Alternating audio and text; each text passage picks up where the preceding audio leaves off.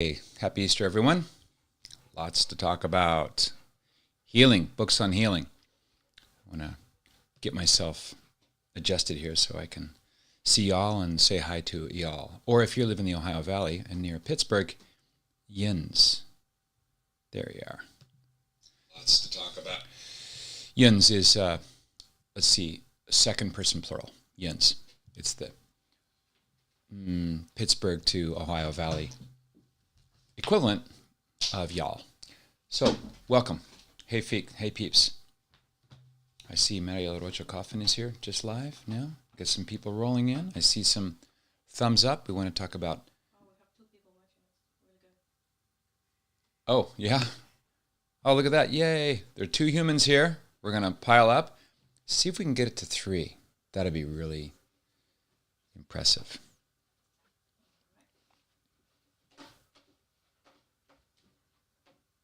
So, obviously, the first book. By the way, should your name be there in the top corner, like this? Yeah? Yeah. Look up? Okay, cool. One of the admins is me. Roger that. All right. First book, obviously. Hello, Marty. Hey, Carl. Carl says, I'm having a good Friday morning. I hope you're having a nice evening. Yes, it's a balmy spring day here. I went for a run with my scout, which is over there. Here's my man. You come up and say hi to the peoples? Come here. Come here. Come here. Come here. There he is. This is my boy. Yeah. Scout says hi. He's a good boy. Let's go down. Let's go down, Schnook. So, yeah. Oh, Marty, back from Franciscan, picking up the daughter. I wish I could do that, Marty. Mine is throwing her life away as a missionary this summer at the apostolate for a family consecration. West of Steubenville. So, congrats on that, Marty. Great reunion. Tempest Fugit, right? Time does fly. Hey, Lorraine. Hola. Marty, maybe if you want to, you can privately tell me, or maybe you don't care. We're all friends here. What your daughter's name is and what she's taking. It would be so fun if Mary Claire could meet her. And Sophie's going to go there next year. So Sophie's going to be a senior, and then after that she'll be a freshman at Franciscan U. Looks like. Thanks be to God. That was a lot of anxiety. So. Hello. Carl, you're looking good, man. I like how honest you are about your struggles, Carl. It's huge. The emotionally immature are not able to do that, and they're the ones who suffer in silence, maybe not even aware of what their need is. So the first book that I would like to present, Dorothy, biology major, chem minor. She's going to be on campus June and July doing a science internship. Okay, cool. Cool. Do you know which, what year is she in, Marty?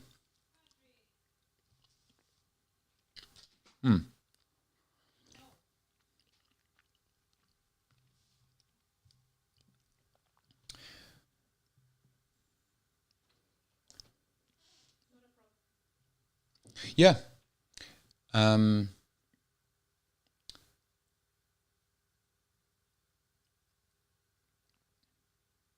Finishing sophomore. Yeah, they may know each other.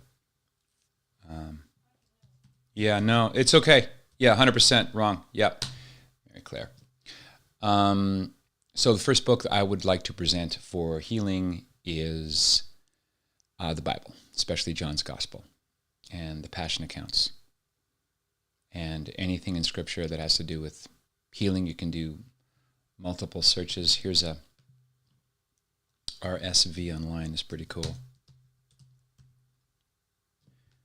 RSV Online Catholic Bible. You can do keyword searches on pretty much anything. This is the Quadlib. I call it the Quadlib UMIC. It's, I think, a University of Michigan setup.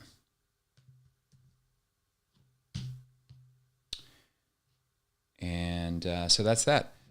Maybe I'll just start. So that's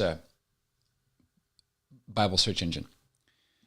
I just found this online. I heard that it existed, but I just ordered it. Manage Your Fears, Manage Your Anger. A Psychiatrist Speaks. This is Dr.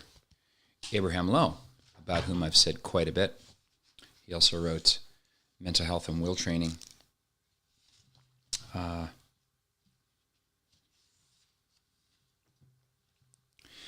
Because vanity, this is called Exceptionality. It's lecture 25, Exceptionality and Control of Impulses.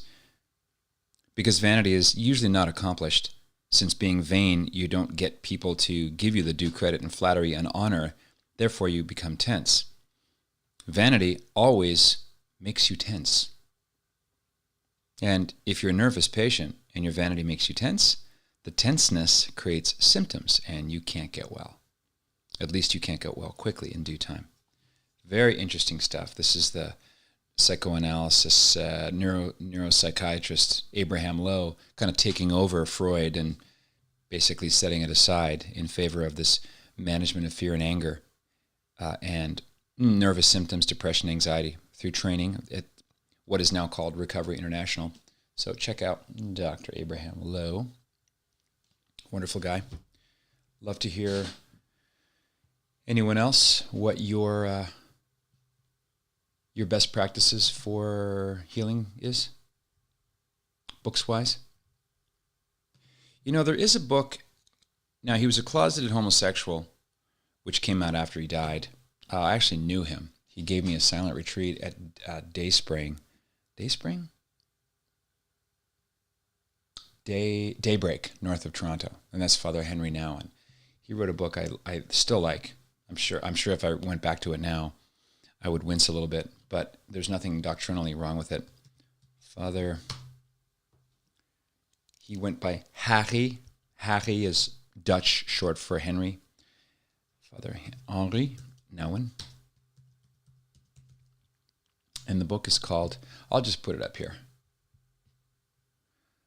Let me get out of the .ca and into the .com. The book is called Reaching Out.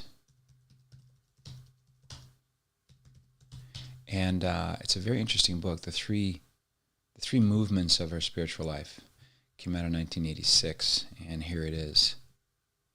It's funny the things that you remember. I remember the three movements that he talks about, also known as the spiritual ascent. First, the movement from loneliness to solitude focuses on the spiritual life as it relates to the experience of our own selves. The second, from hostility to hospitality, deals with our spiritual life as a life for others. The final movement, from illusion to prayer, offers penetrating thoughts on the most mysterious relationship of all, our relationship to God. Throughout, Nouwen emphasizes that the more we understand and not simply deny our inner struggles, the more fully we will be able to embrace a prayerful and genuine life that is also open to others' needs. So, I recommend it. I don't know if you guys ever consider novels to be healing, books on healing. Sometimes if you go through a journey with the protagonist or a character in a book, it's healing because you're living their life through them, kind of symbolically. I absolutely love, now this is a Christmas book, but I'll put it here in case someone mentions, or someone remembers it at Christmas time. It's called Christmas Day. Now, I'm selfishly wanting you guys to really pour on the book recommendations for healing. Christmas Day in the Morning by Pearl S. Buck. Here's my favorite rendition. It's got the gorgeous art. Now, I can't believe this. I purchased this book December 8th, 2011. Man, that's 11 years ago. Amazing. Stunning. Pearl S. Buck, illustrated by Mark Buehner. Buehner. I can't get through it without crying. It's so lovely, especially the end. My friend's first book, The Older Brother Returns by Neil Lozano, forward by Father Michael Scanlon, his uncle, best boss I ever had, looks at how a prodigal son comes home with joy, but then finds himself becoming more like the self-righteous older brother. Neil offers spiritual healing insights. Neil's gone on to focus on deliverance as well as with his Unbound books and conferences. I've heard of him. So when you say, is Neil your friend? Marty, am I reading the first sentence correctly? When I worked at Franciscan University, I was Father Michael's media relations coordinator, did some ghost writing for him, wrote what felt like thousands of press releases, so I loved him. Saintly man. Of course, I can't talk about books on healing without mentioning the Ciszek classic.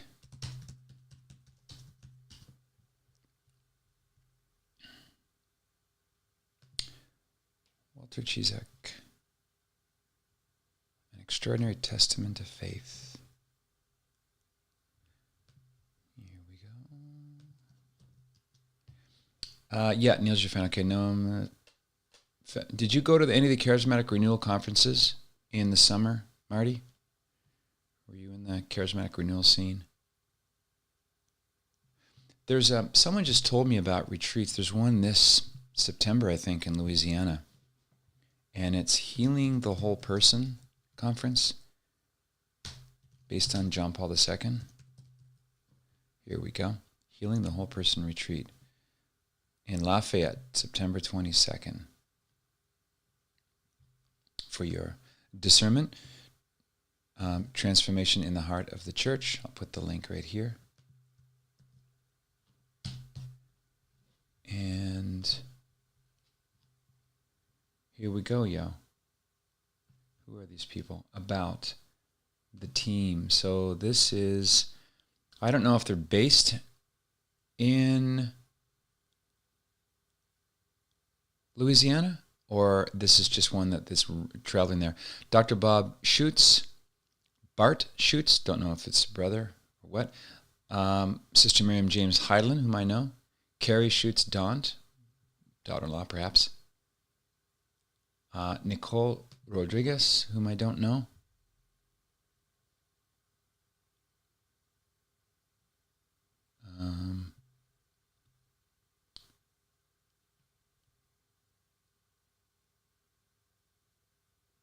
Okay, nice. Okay, so that's that. That's coming up in September. I might go to that. Maybe. So other folks rolling in. Hello to newcomers. Oh, there was a book that was huge in the 80s, 90s, 80s, I guess, by former Father Francis McNutt. I don't know what to think about priests who leave and then kind of go a little bit off the rails.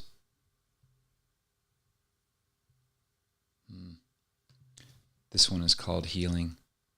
He was a Dominican priest. Sold more than 400,000 copies in his lifetime.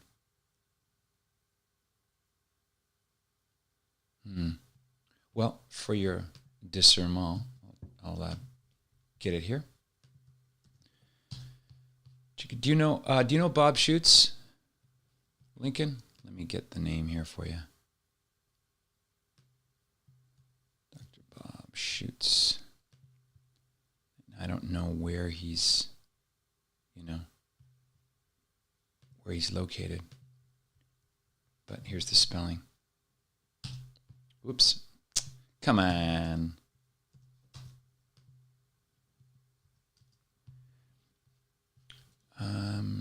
Yes, I was part of Charismatic Renewal in a covenant community in the Philly area. Neil led that community. I used to take kids to Franciscan 86 to 90 youth retreats. Modeled my worship style after Jim Cowan and Jim Berlucci. Know both those guys. I led worship for 10 years at prayer meetings. So cool. I find good worship songs to be a salve for the soul. We should session sometime, Marty. I'd like to do more of that. Some of that, like singing from the heart, is very healing, and the Lord loves to be praised. Hey, Astrid. Patrick, you once recommended a book about God the Father. You said it helped heal the father wound. Does it ring a bell? I'd like to read it. Astrid, excellent question. There is an Opus Dei priest named Father Ed Maristany.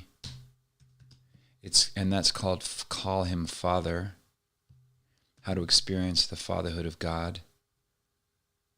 That's a good book. And I'm going to remember more, Astrid, as we go forward. Possibly by Reverend Gordon Dalby. He has some great stuff on God the Father. Gordon Dalby. In fact, let me go to Abba Father. Abba Father. .com. That's Gordon Dalby's website. Now it's not letting me. Oops.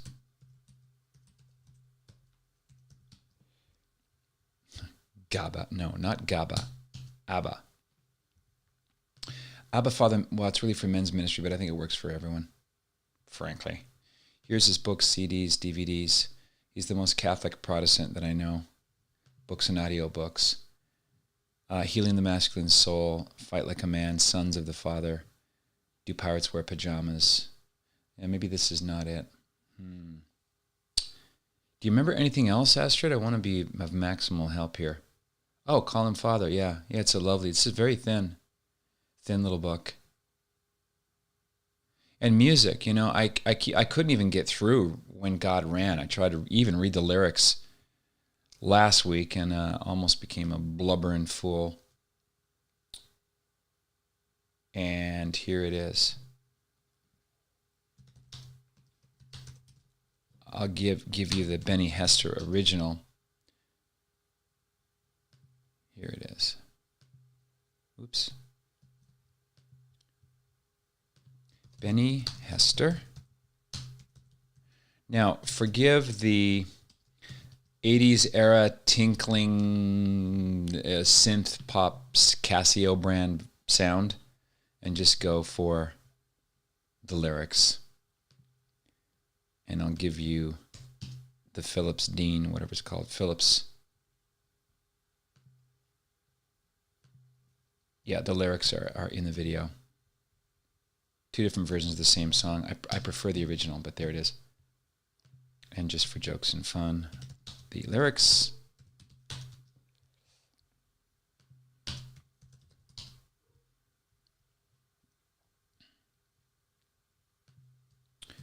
God ran the lyrics. Beautiful. Have you read Bishop Sheen's Lift Up Your Heart? A God, maybe a guide, that too, to spiritual peace.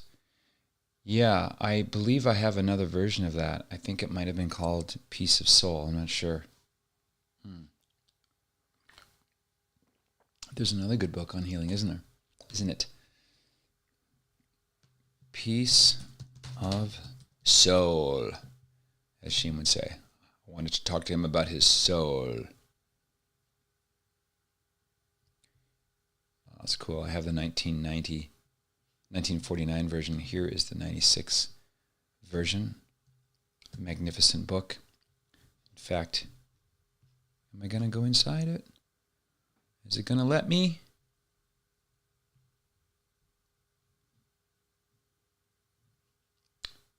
Is it? Come on, man. 87% of the reviews are 5-star for this book. Peace of Soul. There it is.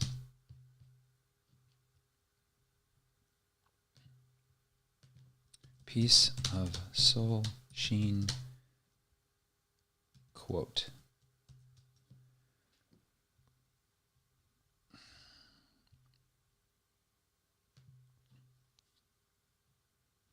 Not shine. I am not built for tech patience, that's for sure. Unless souls are saved, nothing is saved. There can be no world peace without soul peace. World wars are only projections of the conflicts waged inside the souls of men and women, for nothing happens in the external world that has not first happened within a soul. That is worth memorizing. Unless souls are saved, nothing is saved. There can be no world peace unless there's soul peace. World wars are only projections of the conflicts waged inside the souls of men and women, for nothing happens in the external world that has not first happened within a soul.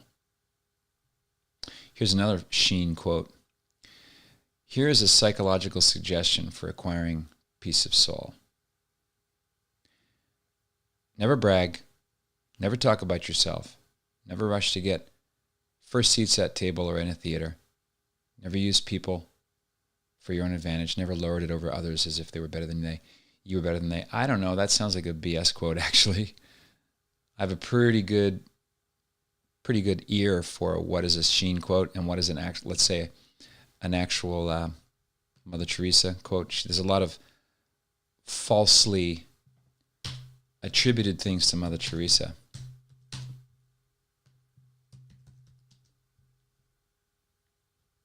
Let me see if I can get another quote from the Sheenster. Yeah, this is from Google. This is from Google Books.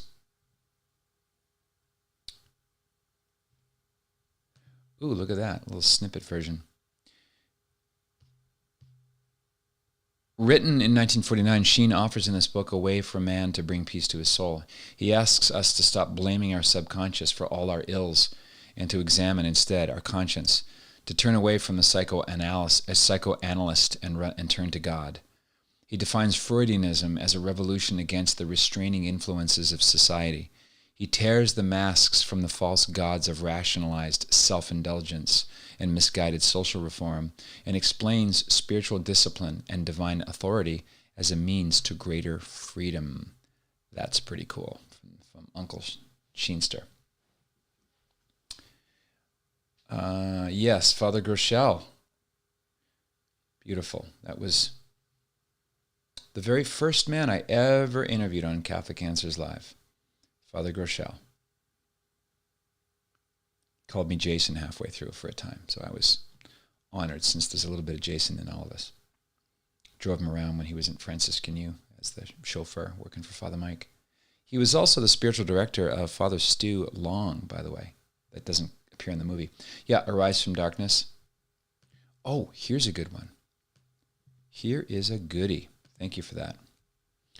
It's another book that I read twice. I got to the end and I reread it. One was That Happened to Me with He Leadeth Me by Walter Ciszek, S.J., and the other one is called Love is Stronger Than Death by Peter Kraft. When our daughter Naomi was dying, I read that book and I got to the end and I went back to the first. It's pretty cool.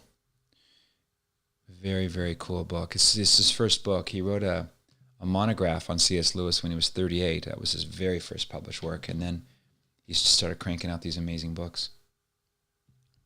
So here's a quote from Love is Stronger Than Death. At every stage of our journey, we meet death, the same death. But death's not the same to us at every stage of our journey. Death wears many faces. What death is behind all the faces it wears, we may never know. Or we may know only after we've seen all its faces and then looked behind them. We shall know only at the end of our journey, if at all, who or what it is that wears the faces. There's a progression to our journey. Death wears 5 faces, and the only way to see each of them is to have seen the others first. Each face is a password to the next. The first face is a password to the second to the third, and so on. The password to the first face of death is simply life, being alive. It's a password each of us can speak. So I'll just read the first one. This is how he starts this book. The first face of death is that, and I hope this is healing. I do not want to, this is not morbidity. I'm not dwelling on the negative or the dark. If this triggers anybody, I apologize. I'm going to stop here. I found this book to be incredibly healing. Because remember, we talked last week about fear, and the fear of death is the devil's chains. He holds people in chains, enthralled to the fear of death. Some people, for their whole lives, wasting minute by minute by minute. This sets a totally different framework to understand death, and I think it takes the fearsomeness out of it. Yes, the wages of sin is death. No, I don't think of death as a shiny, happy little rainbow experience of, unicorns and rainbows and waterfalls. No, there is something primal about it because it's the end of this as we know it. So it's an unknown. It's a small aperture with an immense amount of tantalizing light behind it. We don't know everything except through the eyes and the obedience of faith. But here it is. Here's the first face of death. And then I'll turn to y'all. I want to hear more of your book ideas and recommendations. The first face of death is that of an enemy. If death does not first appear to us as an enemy, then it cannot appear truly as a friend or as anything greater than a friend. Death cannot immediately appear as a friend. Death cannot immediately appear as a friend. Death cannot be a friend. It can only become a friend after first being an enemy. Otherwise, it's not death that is a friend, but something else that we may confuse with death, such as sleep or rest or peace. Many current popular books on death teach this confusion. They tell us to accept death as natural. They claim thus to break the spell of the American way of death, unquote. That is, denying and ignoring death, treating it as a stranger. The claim is false. What this teaching really does is add to the denial of death, to the ignoring of death. For what death is, first of all, is our enemy. To see more than this is one thing. To see less is quite another. It's like the difference between toleration and forgiveness. Forgiveness sees more than evil. Toleration sees less. Forgiveness faces evil, admits it, and sees beyond it, forgiving it. Mere toleration refuses to face or admit evil. It says, there's nothing to forgive. Instead of freeing from evil, toleration blocks the way to that freedom. In the same way, accepting death as natural does not give us the freedom towards death, but blocks the way to that freedom. It fails to see death as an enemy, and even if it truly causes us to see death as a friend instead of ignoring it or treating it as a stranger, the idea is premature. Like a radically premature baby, its life expectancy is not great. It's an answer without a question. It comes too soon. It's like an ideological indoctrination given to a docile, unquestioning child. It's like the wise man who ran joyously into the street shouting, I found the answer! I found the answer! Then stopped, confused. He had forgotten the question. Perhaps the acceptance of death as a friend is the answer, or at least an answer, but death as an enemy is the question. So there it is. That's Peter Kreeft's Love is Stronger Than Death. Naturally, because of my relationship with Murphy. Oh, here we go. Wunderbar.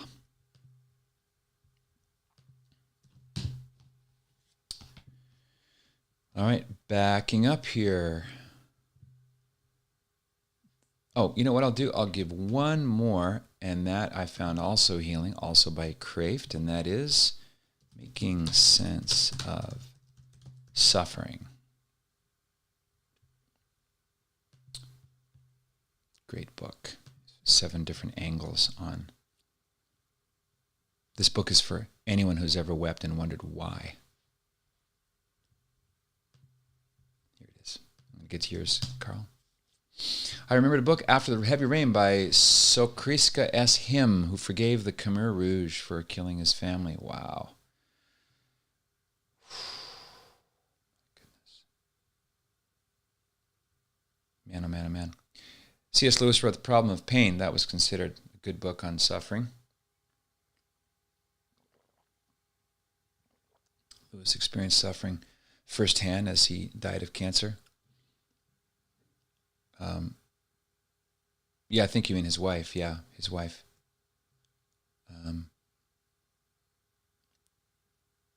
Did you see Shadowlands?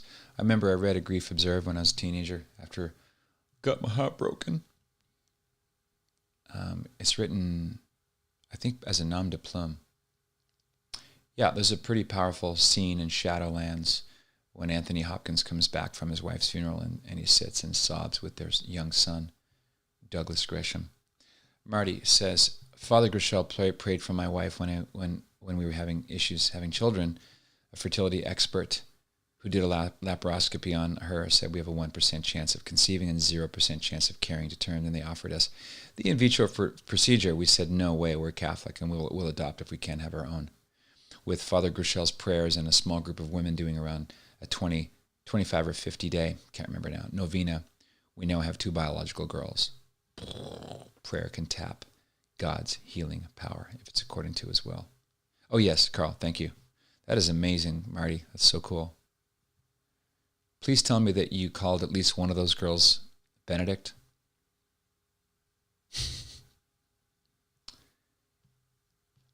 I'm sure you know about Padre Pio. Here's a book I read when I was having a hard time.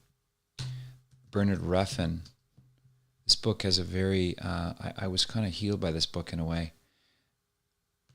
Ruffin is a Lutheran clergyman, but he really gets Catholic sacramentality, and it's considered the definitive biography of Padre Pio.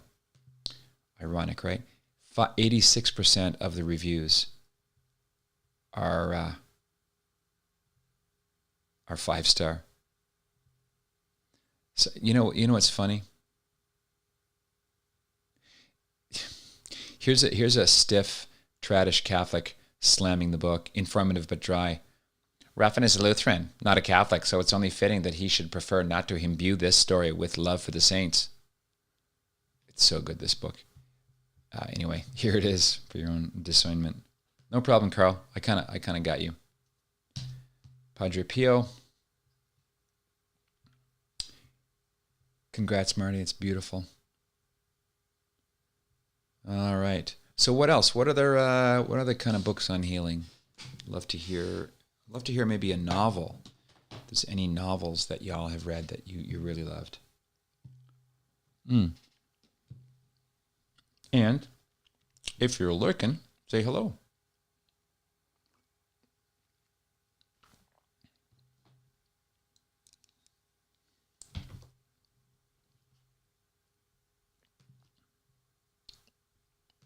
Yes. Maybe there's a prayer that you find healing. Maybe there's a poem. Sometimes poems really get you, like The Hound of Heaven by the great Francis Thompson. Here we go, houndofheaven.com. I fled him down the nights and down the days. I fled him down the arches of the years. I fled him down the labyrinthine ways of my own mind. And in the mist of tears I hid from him, and under running laughter. Up visted hopes I sped, and shot precipitated, adown titanic glooms of chasmed fears, from those strong feet that followed after, but with unhurrying chase and unperturbed pace. Deliberate speed, majestic instancy, they beat, and a voice beat more instant than the feet. Quote, all things betray thee, who betrayest me. Hey, Gilles. Nice to see you, sir. Hey, Paige. Nice to see you. Welcome. You can scroll up to see the books we're sharing, best practice, recommendations for books on healing. Gilles, Heinz Feet in High Places. Who wrote that one? That's a kind of a Protestant evangelical classic. Oops. What's his name? Oswald? Is it Oswald Chambers too? My Utmost for His Highest. Over 15 million sold. Man, I'm doing something wrong. 5,433 ratings for My Utmost for His Highest, and 92%. 92% are 5-star. Let me look up the one you mentioned, Gilles. Heinz Feet. There we go. Hannah Hernard, or Hernard. Oh, it's free on Kindle. Nice. You can get this free. Hannah Hernard's best-known book, Most Beloved, a timeless allegory dramatizing the yearning of God's children to be led to new heights of love, joy, and victory. Yeah, very good. You got it, Jill. Yeah, I remember Run, Baby, Run. Run Baby Run was the spin-off, so to speak, or the continuing of the story of the Cross and the Switchblade by David Wilkinson, which was played by Pat Boone in the movie, and Nikki Cruz, I believe, was played by Eric Estrada. Why do I remember that? Run, Nikki, Eric Estrada. Is that true? Yep, 1970. The Cross and the Switchblade. Man, that's cool. Yep, Truthage. That was the first book I read on Christian conversion, so I could identify with him and his Mau Mau gangs in New York, and the movie West Side Story. Yep, cool. Gilles, did you see that Francis the Merciful is coming to apologize across Canada? They're going to be at Lac du Sénan, north of Edmonton, Quebec City, and Iqaluit. So this enables Francis to appear as the merciful, apologizing Savior, and the Catholic Church itself as the enemy, more or less. Sorry, not exactly healing, but at least you have to know what you're up against to face things properly, I suppose. So what else? ¿Quién más? Astrid, any books?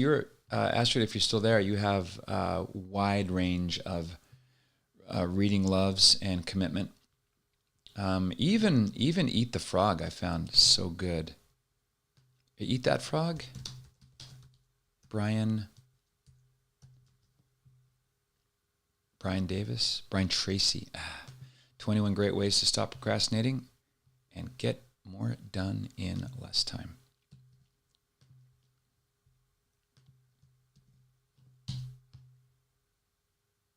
Okay. We're cooking with gas. Love to hear from you. Oh, here we go. Astrid says, not a novel, but an essay.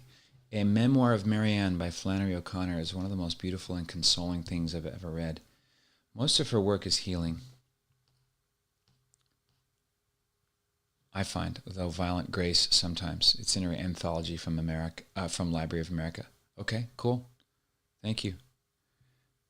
Christopher, hey Chris. Great ambassador session today. Hasn't Canada suffered enough these days? Too funny. Is Don Bolin your bishop, Gilles? No, I don't want to get off topic, but man, okay. I wonder who Marianne is in that book, Astrid. Let me look it up.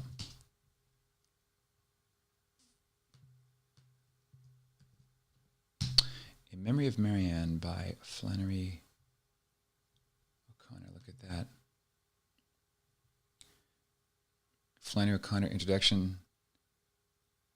Oh, by the Dominican nuns who took care of her. Introduction by Flannery O'Connor. So O'Connor wrote the kind of intro to this book, I guess. Interesting. Never heard of this. By the Dominican nuns of Our Lady of Perpetual Help, Atlanta. It's a cool name, isn't it? Flannery. Lovely. Oh, Albert Legat. Okay, I don't know him. Oh, love JSTOR. Doing a project on exorcism with my daughter Sophie. Using a lot of JSTOR. Oh, look at that.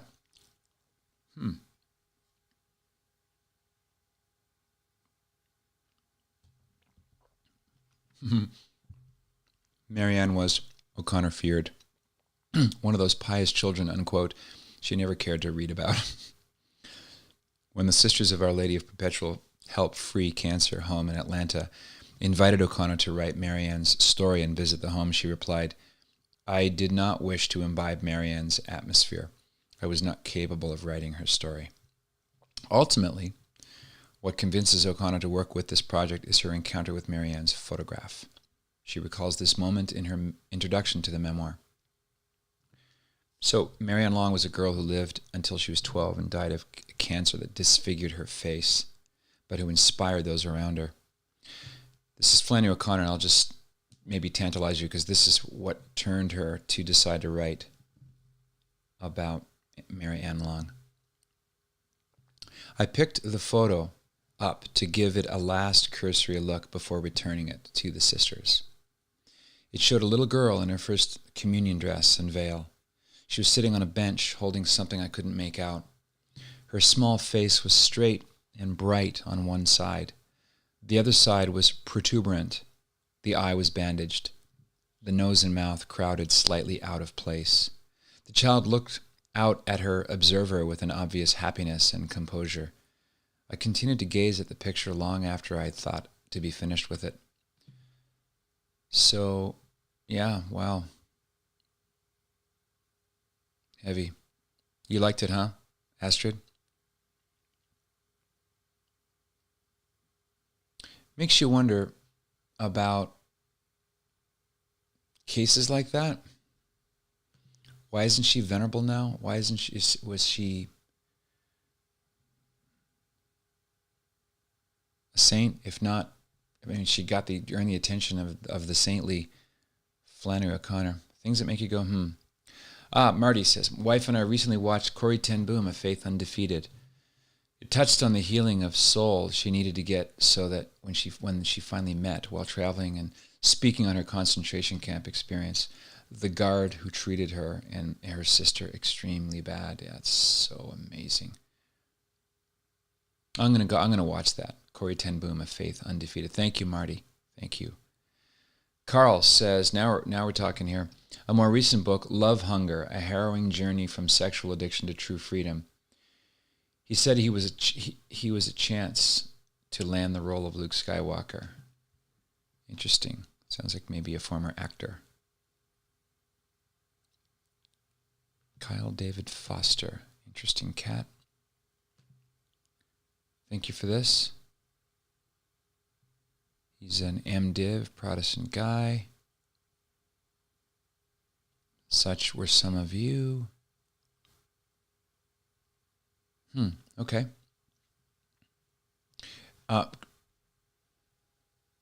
Carl, was he an actor? Is that what you meant by landing Luke Skywalker? Skywalker? Looks interesting, though.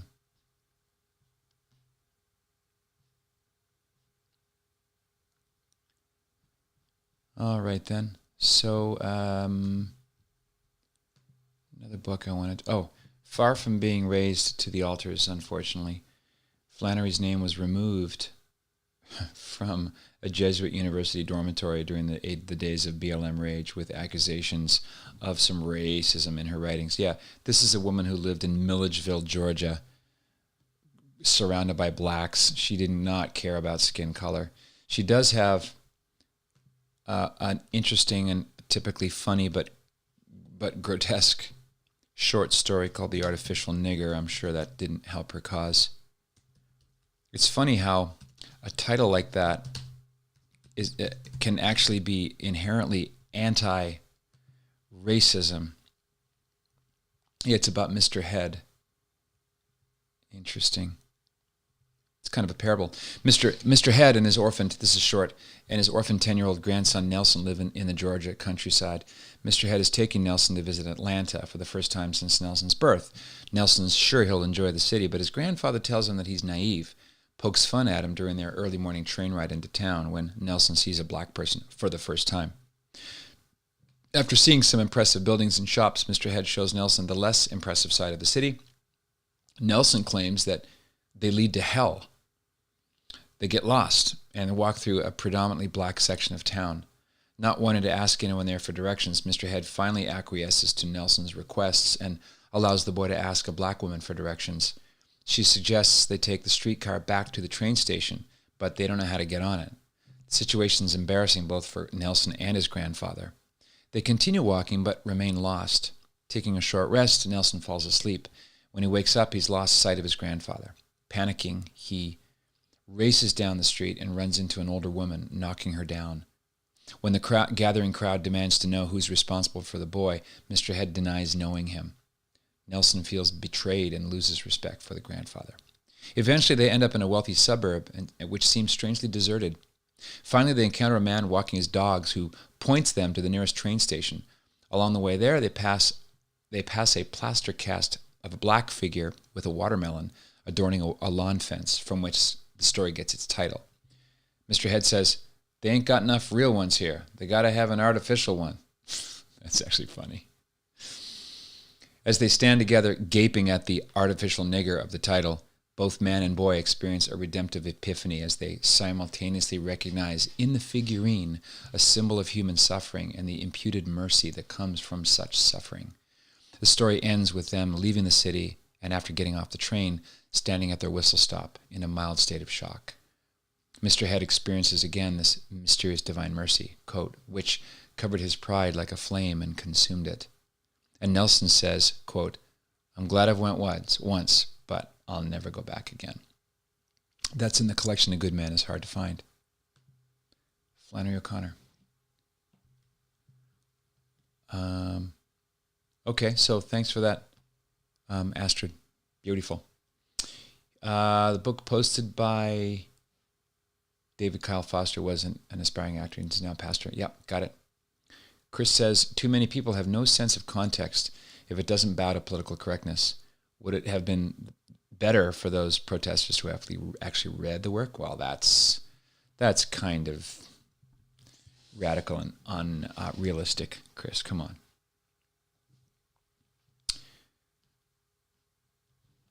Yes, 56 comments. There's more peeps here. Love to hear from any other books on healing. There's one sometimes a book that's a little more intellectual can be healing because it solidifies something. That happened to me with my former guest, Professor Michael Agros. It's called The Immortal in You. The Immortal in You. How Human Nature is More Than Science Can Say, by Michael Agros. Many scientists and philosophers believe that you're no more than a machine. By their account, there's no afterlife, and you're no better than any kind of animal. The existence of mankind, according to such thinkers, is purely the outcome of chance events. There was never any tendency, natural or spiritual natural, to produce life in the human mind.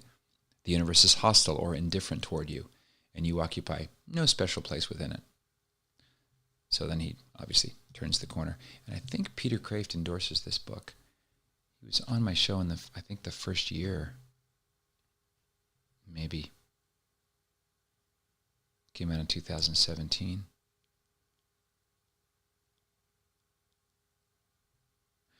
Here's a little quote from Thomas Aquinas on Truth. That's how the book opens. Since the soul can know all things, in a way, it is all things, and thus it is possible for the completeness of the universe to exist in one thing. How's that? Let me get this in front of you too. Michael Agros, The Immortal in You.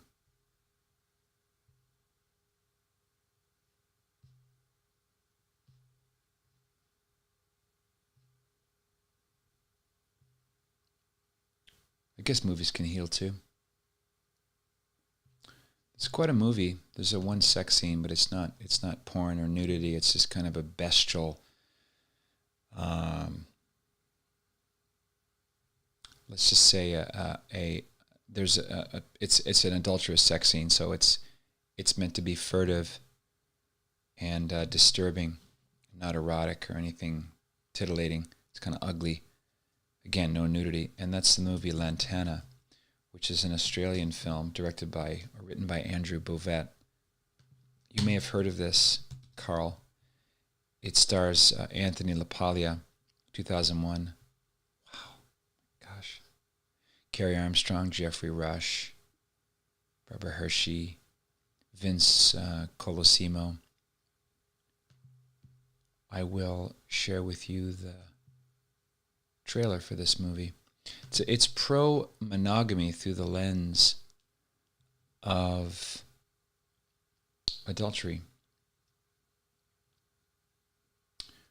Lantana. Now, again, there is some adult language and that one sex scene. I don't remember any nudity in this film. I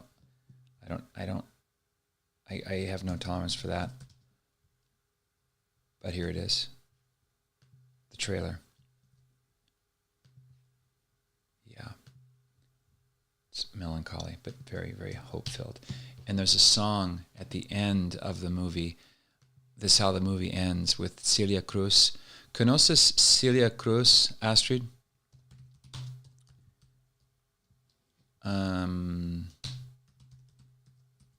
Oops, I want to see what song that is. Te busco.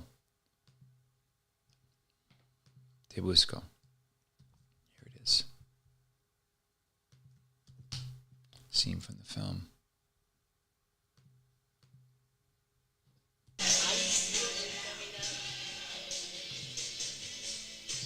All right, turning that off. There we go. Yay. Turning that off. There we go.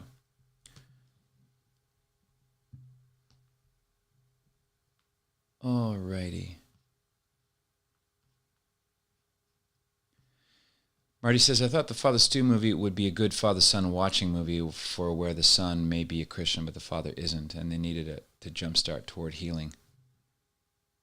Yeah, that could be. That the lovely scene at the end with Mel dancing with his estranged wife was pretty beautiful.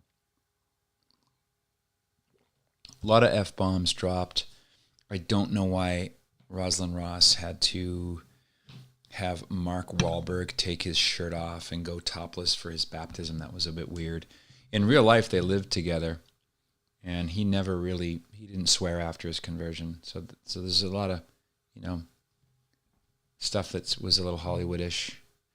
And, call me crazy, but this is Mel Gibson's third baby mama. He's living with this girl, I believe, Rosalind, and has a child with him. This is an obstacle for him to make the Resurrection movie, in my humble opinion. When he was making The Passion, he was kind of working out his own demons. There's a darkness there that was somehow creatively fitting. I think I've said this before. Anyway, God bless us all. No one's perfect, starting with me.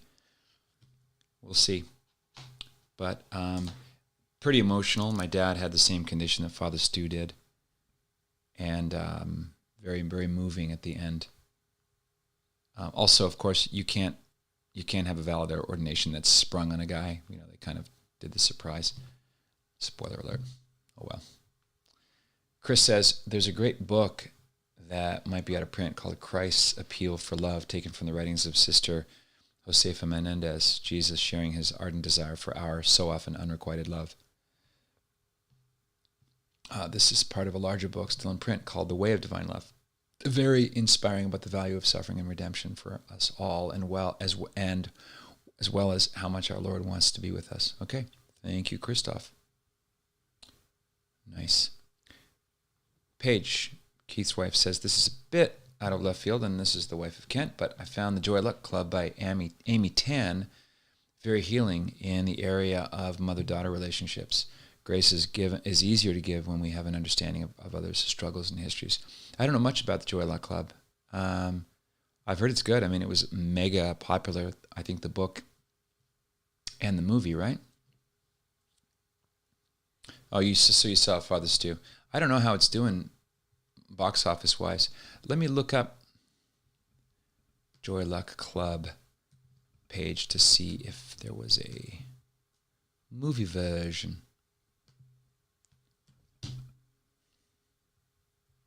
Yeah, the Joy Luck Club. Here is the trailer. For it.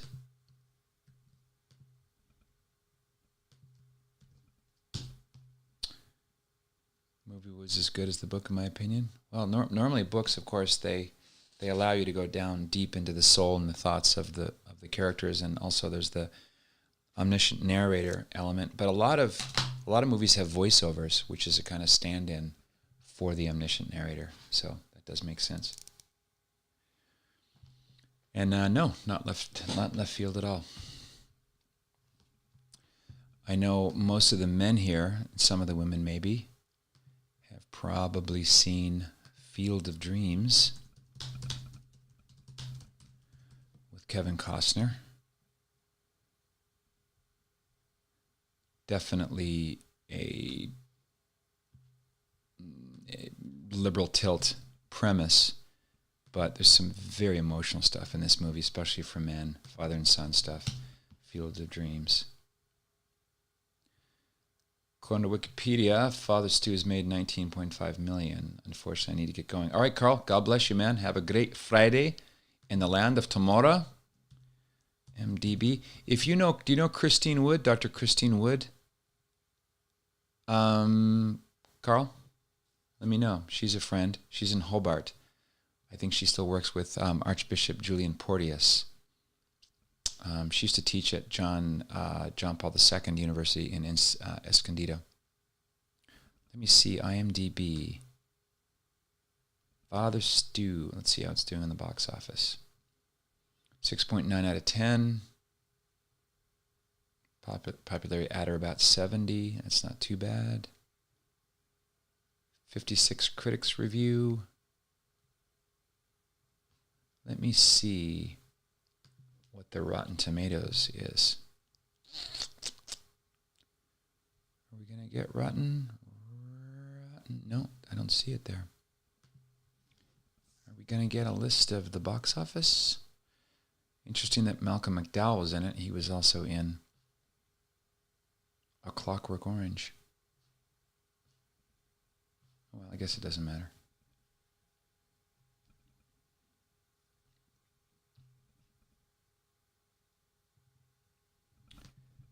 Father Stu.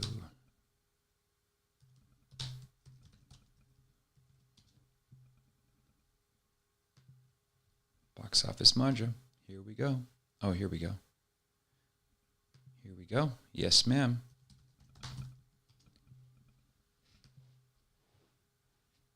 Domestic opening, 5.4 million. Gross, 19.5 million. Yep, correcto. That's Dominican. Now, it's only grossed in New Zealand 1,000. Wow, it opened to $743. I wonder how many people go to movies in New Zealand. But at least it made money. Well, that's good. They don't call it show art. Really, 94% on Rotten Tomatoes. That's cool. Great to see. Okay. Yeah, thanks, Carl.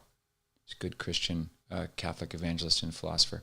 Maybe a future Ask Away, what movies surpassed the actual book it was based on? Yeah, we can. That would be a cool book to movie. Ask Away. Just a note to self. That's cool. Christine, by the way, is planning some kind of documentary or traveling show on miracles, Eucharistic miracles, and miracles wrought through the saints. Marty says to follow on to Chris's post above. It's not a healing book per se, but I have found a lot of good food for my soul in Bishop Sheen's The 7 Capital Sins. He uses Jesus' 7 last words on the cross. In the Gluttony chapter, where he focuses on I thirst, he writes, quote, so listen up, guys. This is the Sheenster. God cannot compel men to thirst for the holy in place of the base. That's why his plea is merely an affirmation. I thirst, meaning I thirst to be thirsted for. Wow, isn't that beautiful? Blew me away. Add it to one's prayer time with Jesus. I thirst to be thirsted for.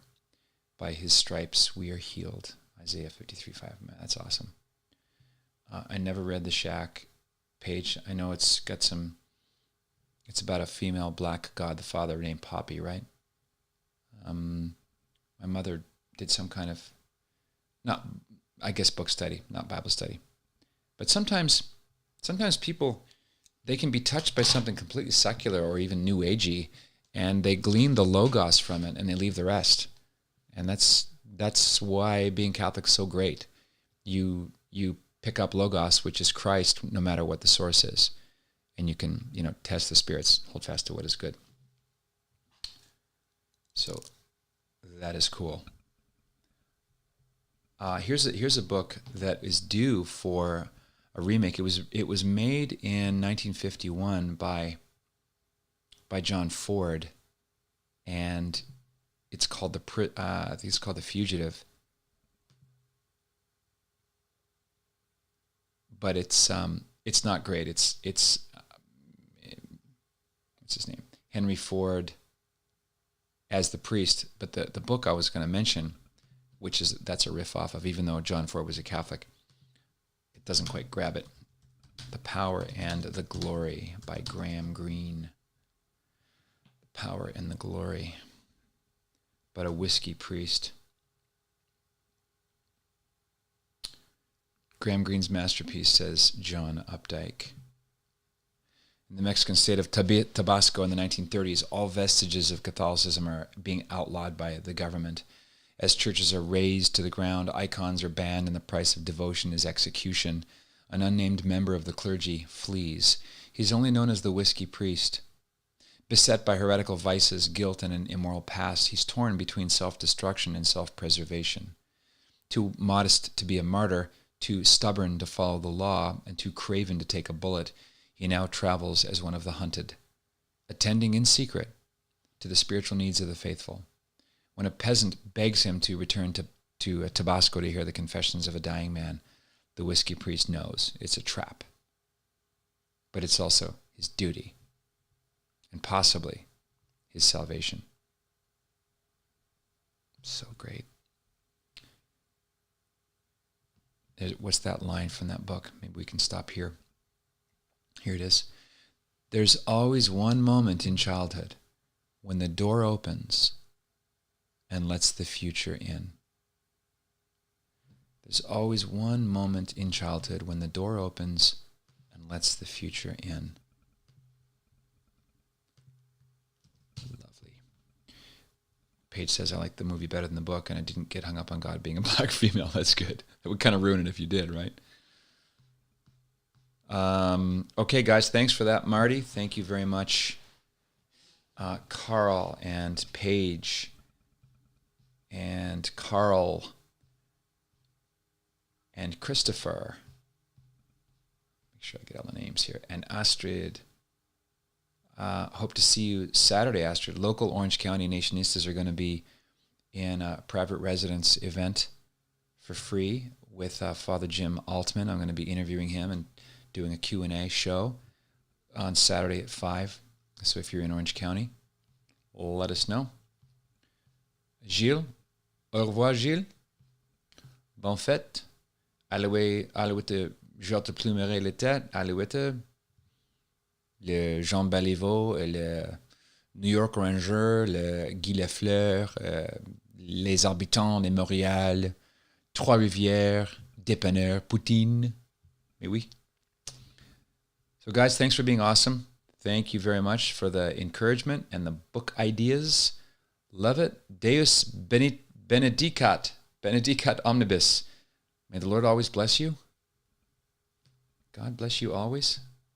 I think that's what it is. Is my Pig Latin... Here we go. There's a sort of longer version of it. Deus benedicat omnibus tibi semper. God bless you all forever. Oh, God bless you all. Fantastic. Thanks, guys. Until next time. By the way, enjoy and share the Transform Me with Dr. Peter Bregan. The World Health Organization is planning to take away the national sovereignty of 193 countries, including Canada, including the United States, and to set the agenda and the protocols for future pandemics determined by Tedros. Scary stuff, but you can do it. You can do something about it by calling your congressman and senator, whatever country you live in, where you can talk to your people and remind them about a little thing called voting. So, God bless us, everyone. Thank you, Gilles. May we be a saint.